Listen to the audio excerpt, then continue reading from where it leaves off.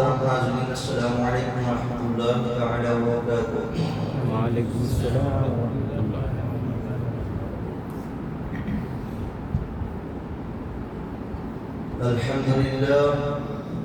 الحمد لله رب العالمين والعاقبة للمتقين والصلاة والسلام على أفضل الأنبياء والمرسلين، أما بعد فأعوذ بالله من الشيطان الرجيم، بسم الله الرحمن الرحيم،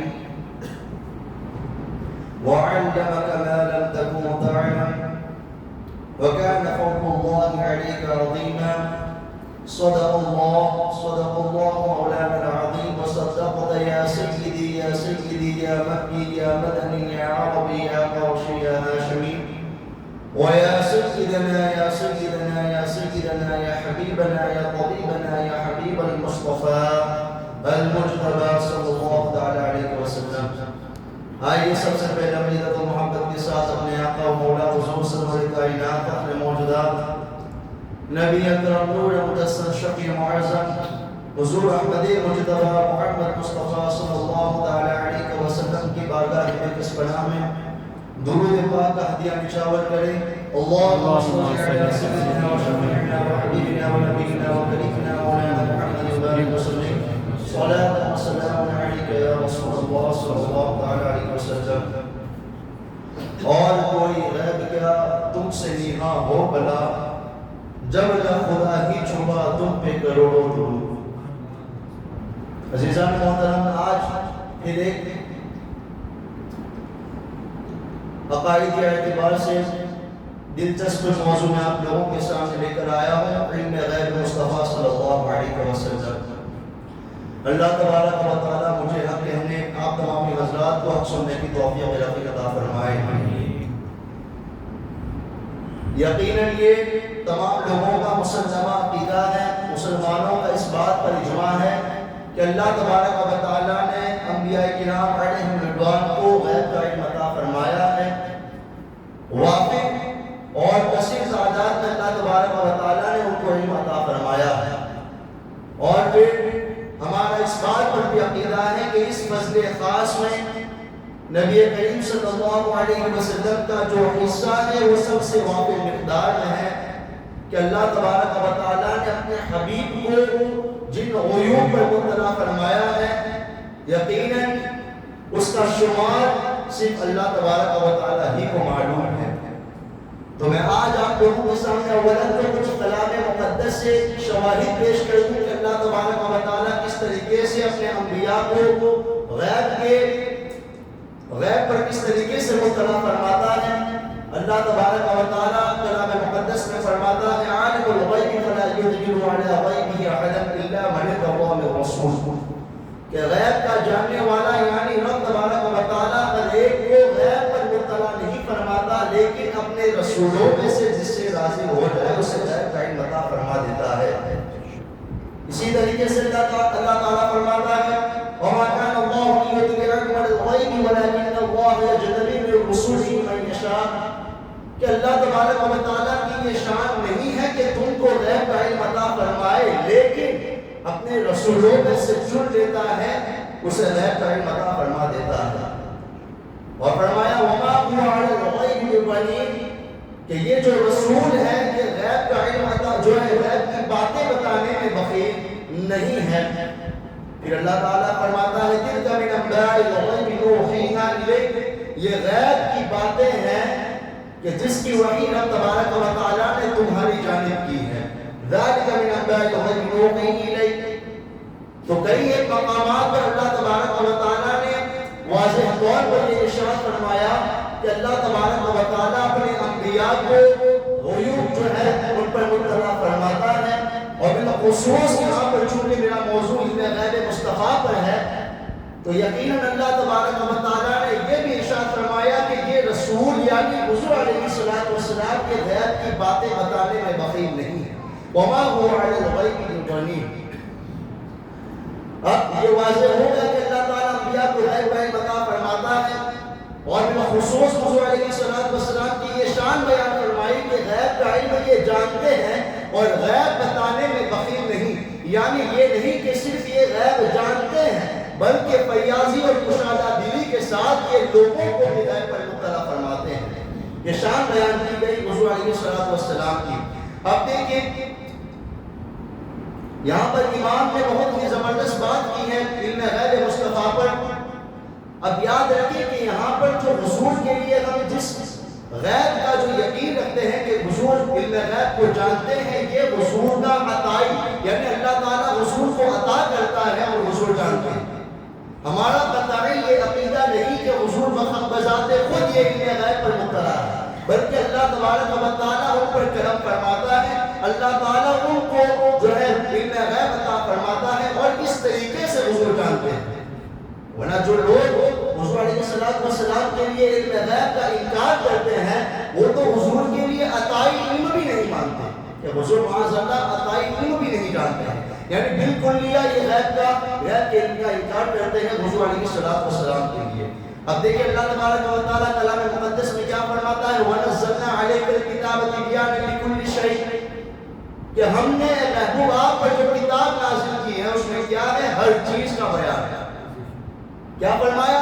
ہر چیز کا بیان ہے، اور فرمایا مَا كَانَ حَدِيثًا يُفْتَرَىٰ وَلَٰكِنَّ تَصْدِيقَ الَّذِي بَيْنَ يَدَيْهِ وَتَفْصِيلَ كُلِّ شَيْءٍ، کہ یہ جو کتاب ہے، یہ جو قرآن ہے، کوئی ایسی کتاب نہیں جس کو گھڑ دیا جائے، جس کو بنا لیا جائے، بلکہ یہ جو کتاب ہے وہ گزشتہ کتابوں کی تصدیق ہے اور ہر چیز کا بیان ہے، ہر چیز کا بیان ہے۔ اللہ تعالیٰ فرماتا ہے مَا فَرَّطْنَا فِي الْكِتَابِ مِنْ شَيْءٍ، اللہ تبارک و تعالیٰ نے کوئی چیز اس کتاب میں اٹھا نہیں رکھی، یعنی ہر چیز اللہ تبارک و تعالیٰ نے کلام مقدس میں بیان فرماتی ہے۔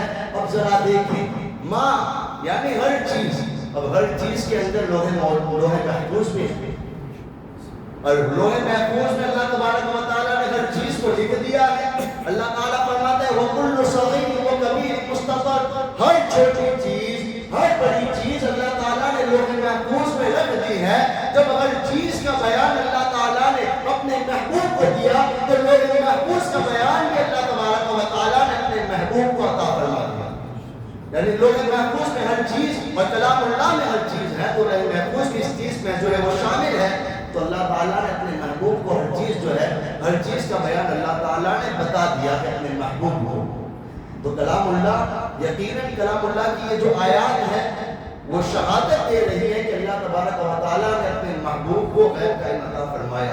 اب آئیے صحیحین سے میں آپ لوگوں کو بتاتا چلوں کہ صحیح بخاری کی حدیث ہے، حضرت حذیفہ رضی اللہ تعالیٰ عنہ سے مروی ہے، وہ فرماتے ہیں کہ حضور علیہ السلام نے ہمیں ایک خطبہ ارشاد فرمایا، ایک خطبہ ارشاد فرمایا، کہتے ہیں کہ اس خطبے میں اللہ تبارک و تعالیٰ کے پیارے حبیب نے آج سے لے کر کل قیامت تک رونما ہونے والے تمام واقعات انہیں بیان فرمایا، تمام جو ہے واقعات ہیں۔ اور جامع ترمذی کی حدیث ہے، حضرت عمرو بن اخطب رضی اللہ تعالیٰ عنہ سے کہتے ہیں کہ حضور علیہ السلام نے ہمیں فجر کی نماز پڑھائی، فجر کی نماز پڑھانے کے بعد حضور علیہ السلام یہ منبر پر تشریف لے گئے اور پھر ہمیں خطبہ دیا۔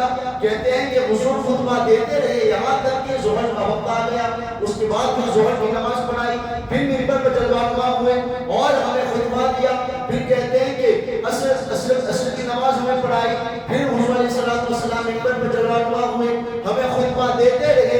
کہتے ہیں کہ اس کے بعد کہ سورج غروب ہو گیا، کہتے ہیں کہ حضور نے ہمیں ہر چیز بیان کر دی، قیامت تک ہونے والی جو جتنی بھی چیزیں ہیں حضور نے ہمیں بیان کر دی۔ کہتے ہیں کہ ہمارے اندر جو لوگ موجود تھے جو سب سے زیادہ یاد رکھنے والے تھے وہ علم والے ہیں۔ یعنی یہ سمجھیے کہ جامع ترمذی کی صحیح حدیث ہے، ایسا نہیں کہ آپ اس پر جو ہے ضعیف حدیث کا بہتان لگا دیں کہ ضعیف حدیث ہے یہ تو، جو ضعیف کی ڈھٹ لگاتے رہتے ہیں مبلغین کہ یہ حدیث یہ تو ضعیف ہے، جگہ جگہ شان رسالت کی بات ہوتی ہے کہتے ہیں ضعیف حدیث ہے، یہ تو جو ہے صحیح حدیث نہیں ہے۔ تو یہ تو صحیح بخاری کی حدیث جامع ترمذی کی حدیث بیان کی ہے۔ اسی طریقے سے آپ دیکھیں کہ مسلم شریف کے اندر کی حدیث موجود ہے کہ حضور علیہ السلام ارشاد فرماتے ہیں کہ ایک مرتبہ اللہ تبارک و تعالیٰ اپنی شان کے مطابق احسن صورت میں میرے پاس آیا، یعنی اللہ تعالیٰ کی شان کے مطابق، اللہ تبارک و تعالیٰ یہ تو جسم و جسمانیت سے بات ہے لیکن اپنی شان کے مطابق تشریف لایا، اور اللہ تبارک و تعالیٰ نے ارشاد فرمایا کہ بتاؤ کہ حبیب یہ جو ملائکہ مقربین ہیں وہ کس معاملے میں بحث و مباحثہ کر رہے ہیں، ذرا بتاؤ۔ تو حضور علیہ السلام نے ارشاد فرمایا، بلکہ عرض کی کہ اللہ تبارک و تعالیٰ لا ادری میں نہیں جانتا۔ تو حضور علیہ السلام فرماتے ہیں کہ اس کے بعد اللہ تبارک و تعالیٰ نے میرے دونوں کندھوں کے درمیان اپنا دست مبارک رکھا، اپنا دست اقدس رکھا، اور میں نے مشرق سے لے کر مغرب تک ہر چیز کا علم جو ہے حاصل کر لیا۔ تو یقیناً شواہد جو ہے وہ کلام اللہ سے بھی پیش کیے جا سکتے ہیں، اسی طریقے سے احادیث طیبہ سے بھی پیش کیے جا سکتے ہیں، اور وہ صحیح بخاری کی بڑی مشہور حدیث ہے کہ جنگ موٹا میں صحابہ کرام یہ جہاد کے لیے گئے تھے، تو حضرت انس بن مالک کہتے ہیں کہ حضور علیہ السلام نے ہمیں خبر دی، کس چیز کی خبر دی؟ کہ ابھی حضرت زید، حضرت ابو جعفر اور اسی طریقے سے حضرت ابن رواحہ، ان کی شہادت کی خبر ابھی ہم تک نہیں پہنچی تھی، لیکن حضور علیہ السلام نے ارشاد فرمایا کہ ابو جو ہے زید نے ہاتھ میں جھنڈا لیا ہے وہ شہید ہو گئے، ابو جعفر نے جھنڈا لیا وہ شہید ہو گئے، اس کے بعد کہتے ہیں کہ ابن رواحہ نے جھنڈا لیا وہ شہید ہو گئے۔ حضرت انس بن مالک کہتے ہیں کہ جب حضور علیہ السلام یہ خبر دے رہے تھے اس وقت حضور کی آنکھوں سے آنسو بہ رہے تھے۔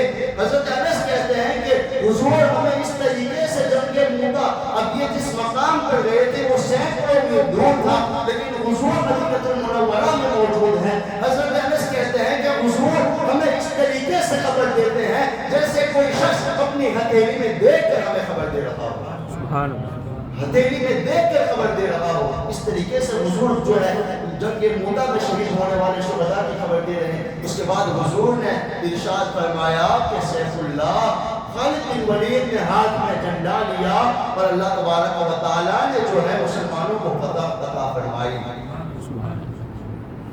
یہاں پر کتنے سمجھیے کہ کتنے علوم پر اللہ تبارک و تعالیٰ کے پیارے حبیب نے صحابہ کرام کو مطلع فرمایا۔ یہی اس کلام اللہ کی جو آیت کریمہ ہے وما هو علی الغیب بضنین، کہ جو رسول ہے غیب کی باتیں بتانے میں بخیل نہیں، یقیناً یہ واقعہ جو ہے اس کا مصداق ہے، اس کا مصداق ہے۔ اب دیکھیں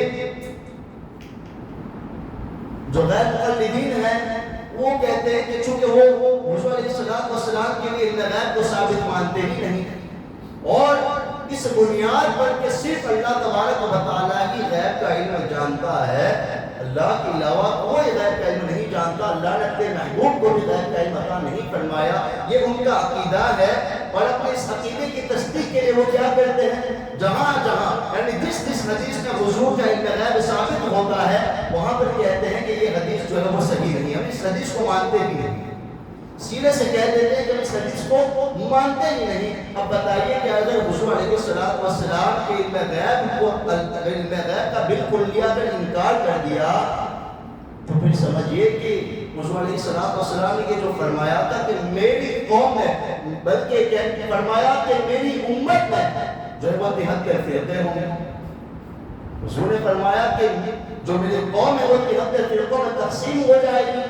اب انہی کے علماء نے قیامت کی علامات پر بڑی بڑی جو کتابیں لکھی ہیں اس کا بھی تو انکار ہو جائے گا، اس کا بھی تو انکار ہو جائے گا، اس لیے کہ جو قیامت کی علامات جو بیان ہوئی وہ ہمیں جو معلوم ہوئی ہے یقیناً حضور علیہ السلام کے بیان کرنے سے معلوم ہوئی، اور آپ ہی کے علماء نے جو قیامت کی علامات پر جو کتابیں لکھی ہیں وہ بھی کیسے لکھی؟ جب حضور علیہ السلام سے وہ علم منتقل ہوتا ہوا ان تک پہنچا تب انہوں نے یہ کتابیں لکھی ہیں قیامت کی علامات پر۔ اب دیکھیں عزیزان محترم، اب جو کہتے ہیں کہ حضور علیہ السلام کو اللہ تعالیٰ نے غیب کا علم عطا نہیں فرمایا، کیا انہوں نے قرآن نہیں پڑھا؟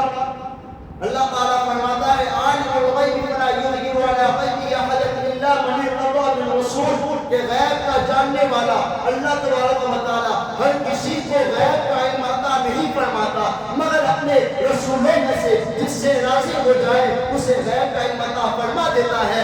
اب سوال یہ پیدا ہوتا ہے کہ کیا اللہ تعالیٰ اپنے محبوب سے راضی ہے یا نہیں؟ سوال یہ پیدا ہوتا ہے کہ اللہ تعالیٰ اپنے محبوب سے راضی ہے یا نہیں؟ ارے راضی ہونے کی بات تو دور ہے، وہ اللہ تعالیٰ تو اپنے محبوب کی رضا چاہتا ہے، اپنے محبوب کی رضا چاہتا ہے۔ کیا انہوں نے قرآن نہیں پڑھا؟ اللہ تعالیٰ فرماتا ہے وَلَنُوَلِّيَنَّكَ قِبْلَةً تَرْضَاهَا۔ حضور علیہ السلام نماز پڑھ رہے تھے اور آپ جانتے ہیں کہ ہمارا جو پہلا قبلہ تھا وہ بیت المقدس تھا، اس کے بعد پھر ہمارا قبلہ یہ کعبہ ہوا۔ تو حضور علیہ السلام نماز پڑھ رہے تھے اور دوران نماز ہی حضور علیہ السلام آسمان کی طرف دیکھ رہے تھے، آسمان کی طرف دیکھ رہے تھے۔ حضور یہ چاہتے تھے کہ اللہ تبارک و تعالیٰ کعبہ کو قبلہ بنا دے، کعبہ کو قبلہ بنا دے۔ تو بار بار حضور اس آرزو میں، اس تمنا میں آسمان کی طرف دیکھتے ہیں اور دوران نماز ہی اللہ تبارک و تعالیٰ حکم دیتا ہے اے محبوب اپنا چہرہ جو ہے وہ قبلہ کی طرف کر دے۔ فَلَنُوَلِّيَنَّكَ قِبْلَةً تَرْضَاهَا۔ اے محبوب ہم نے آپ کی رضا کی خاطر قبلہ ہی بدل دیا، سبحان اللہ، تمہاری رضا کی خاطر قبلہ ہی بدل دیا۔ اسی لیے کہتے ہیں کہ پورا عالم جو ہے وہ خدا کی رضا چاہتا ہے، لیکن خدا چاہتا ہے رضائے محمد۔ یہ ہے محبوب کی شان۔ اب دیکھیں اللہ تعالیٰ بھی فرماتا ہے وَمَا هُوَ عَلَى الْغَيْبِ، کتنی آیات یہاں پر موجود ہے۔ اور پھر ذرا دیکھیں کہ اللہ تعالیٰ فرماتا ہے وَعَلَّمَكَ مَا لَمْ تَكُنْ تَعْلَمْ۔ اے محبوب ہم نے آپ کو وہ سب سکھا دیا، وہ سب بتا دیا جو آپ نہیں جانتے۔ اب یہاں دیکھیں ماں، یہ عموم ہے، مطلق بیان کرنے کے لیے آتا ہے، اور یہ ماں وہ عام نہیں جو مخصوص الباز ہو، یعنی اس کی تخصیص کر دی جائے کہ اتنا جانتے ہیں، اتنا نہیں جانتے، اتنا جانتے، اتنا نہیں جانتے۔ اس کی تخصیص بغیر دلیل شرعی کے اس کی تخصیص نہیں ہو سکتی، بلکہ اللہ تبارک و تعالیٰ فرماتا ہے وَكَانَ فَضْلُ اللَّهِ عَلَيْكَ عَظِيمًا وَعَلَّمَكَ مَا لَمْ تَكُنْ تَعْلَمْ وَكَانَ فَضْلُ اللَّهِ عَلَيْكَ عَظِيمًا۔ اے محبوب ہم نے آپ کو وہ سب سکھا دیا، وہ سب کچھ بتا دیا جو آپ نہیں جانتے تھے۔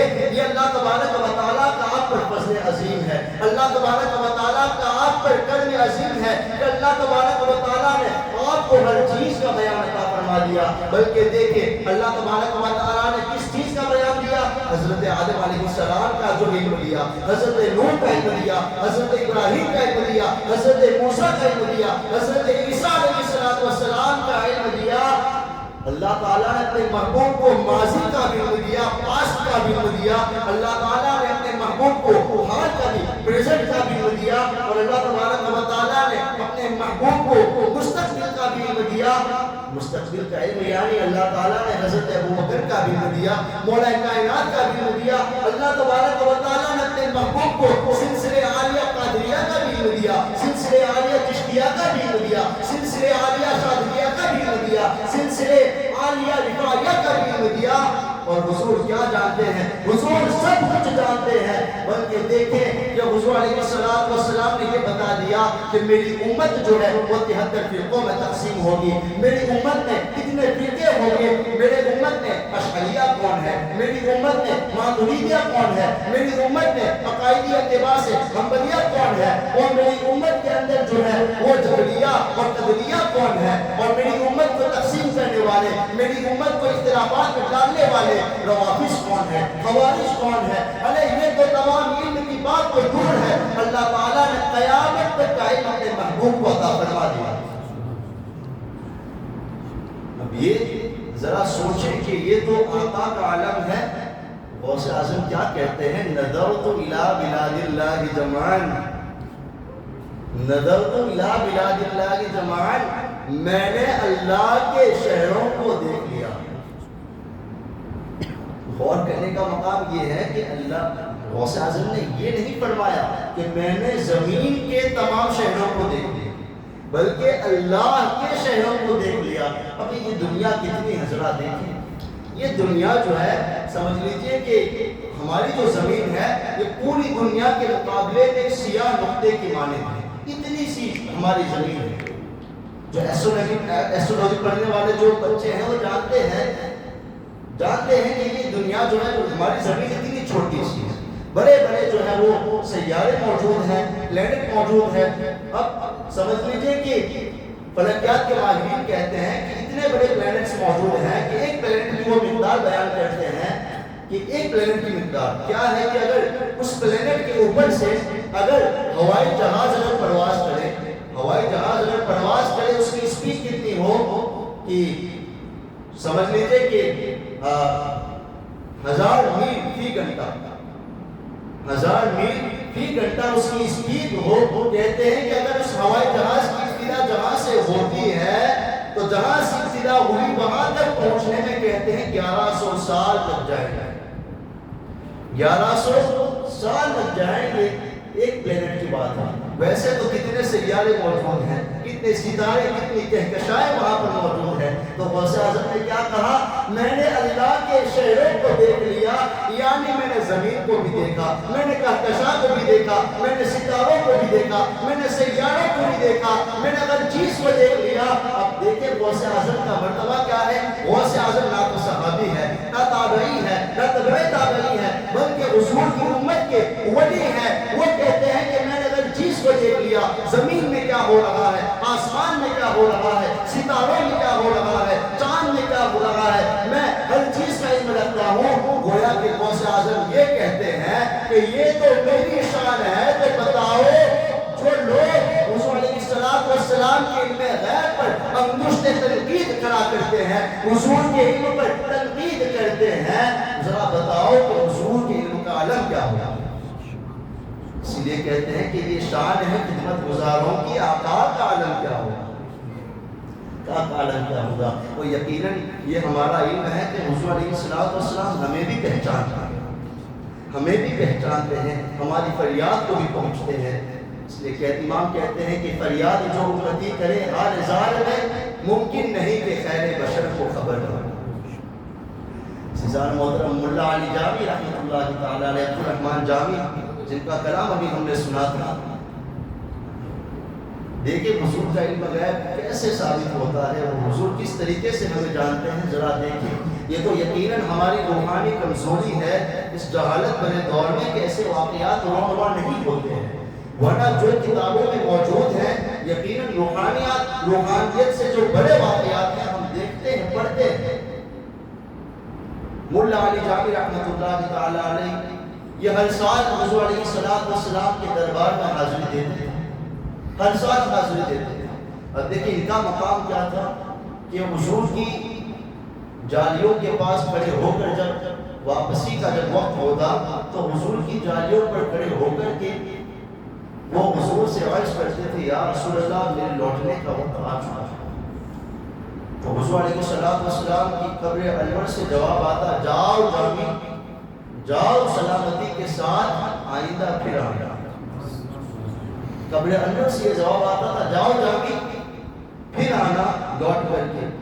لیکن ملا علی جامی کہتے ہیں کہ ایک مرتبہ جب میں گیا بارگاہ رسالت مآب میں حاضری دینے کے لیے اور کہا کہ یا رسول اللہ میں جا رہا ہوں, تو حضور نے فرمایا جاؤ جامی سلامتی کے ساتھ. لیکن حضور نے اس مرتبہ یہ نہیں فرمایا کہ جامی لوٹ کر کے آنا, یہ نہیں فرمایا کہ جامی لوٹ کر کے آنا. دیکھیں حضور غیب جانتے ہیں تبھی تو بتایا کہ اب جامی کی دوبارہ یہاں پر جو ہے وہ آمد نہیں ہوگی.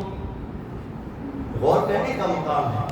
اور یہ ملا علی جامی کا مقام کیا ہے. ملا علی جامی کہتے ہیں کہ جب میں مدینہ المنورہ تشریف لے جاتا تھا اور مجھے بھوک لگتی تھی, میں حضور کی بارگاہ میں عرض کرتا تھا, یا رسول اللہ میں آپ کا مہمان ہوں, میں آپ کا مہمان ہوں, مجھے کچھ کھلا دیجیے. ملا علی جامی کہتے ہیں کہ جیسے ہی میری آنکھ بند ہوتی تو آقا میرے پاس تشریف لاتے تھے, آقا میرے پاس تشریف لاتے تھے, روٹی کا ٹکڑا میرے منہ میں رکھتے, بقیہ جو ٹکڑا ہوتا تھا میرے ہاتھ میں رکھ دیتے تھے. اور جب میں بیدار ہوتا تو میں دیکھتا تھا کہ میرے ہاتھ میں روٹی کا ٹکڑا موجود ہے, میرے منہ میں روٹی کا ٹکڑا موجود ہے. یہ ملا علی جامی کا مقام ہے. تو یقیناً حضور علیہ السلام اپنے امتیوں کو جانتے پہچانتے ہیں. اور ہم جو کہتے ہیں نا کہ حرمین شریف ہے, تو سمجھیے کہ مدینہ المنورہ یہ تو صرف جن کے پاس مال ہوتا ہے, صاحب اموال ہوتے ہیں, وہ لوگ جاتے ہیں. یاد رکھیں اس کی کوئی اثر نہیں, بلکہ جاتا وہی ہے جس کو سرکار بلاتے ہیں, جاتا وہی ہے جس کو سرکار بلاتا ہے. ورنہ آپ یہاں لوگ بیٹھے ہیں, کتنے مالداروں کو آپ نے دیکھا ہوگا کہ ان کے پاس ابجر کے موجود ہونے کے باوجود ان کو اس در کی حاضری نصیب نہیں ہوتی۔ تو اب ملا علی جامی جب آخری مرتبہ جا رہے تھے تو آخری دفعہ جانے کا ان کا واقعہ بڑا ہی دلچسپ ہے، دل کے کانوں سے آپ سنیں۔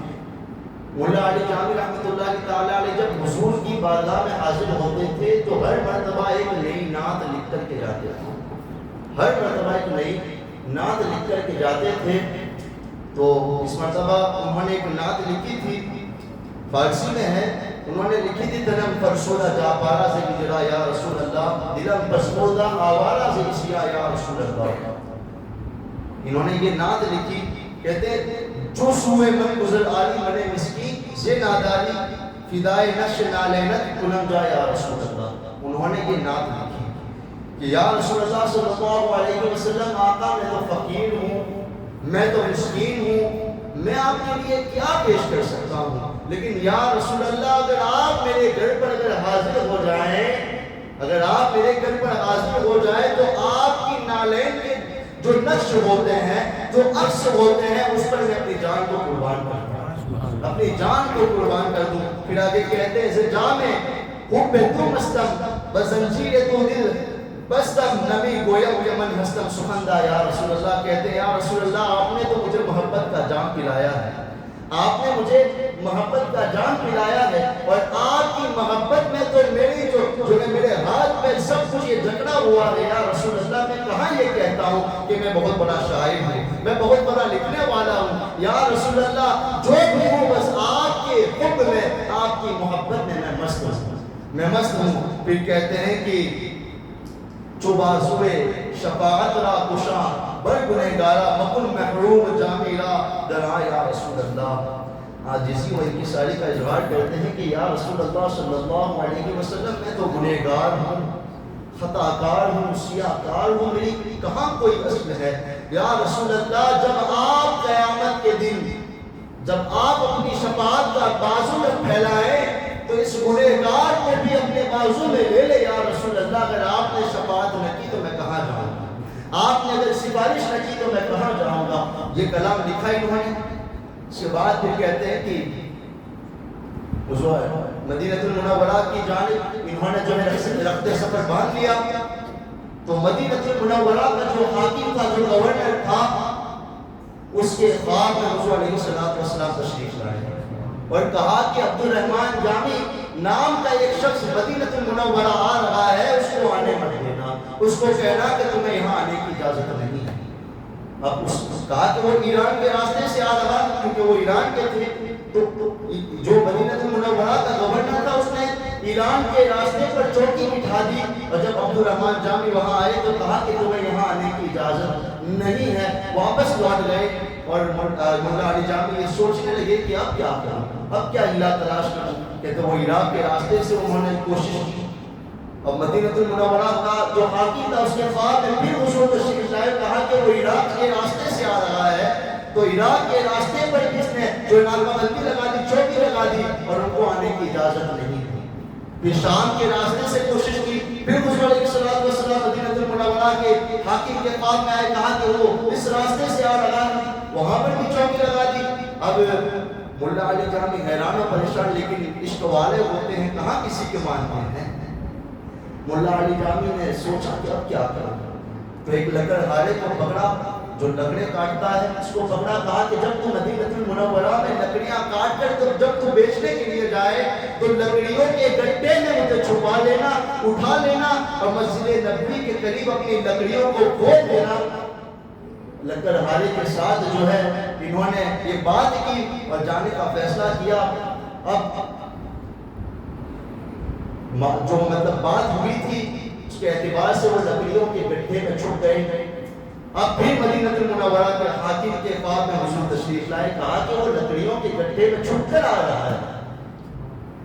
اب مدینہ المنورہ کا جو حاکم تھا، گورنر تھا، اسے آ گیا غصہ، کہا کہ یہ کون شخص ہے جس کو بار بار منع کر رہا ہوں، اصرار کر رہا ہوں، بار بار لوٹتا ہے۔ تو اس نے اس مرتبہ غصے میں آ کر ان کو قید خانے میں ڈال دیا، قید خانے میں ڈال دیا۔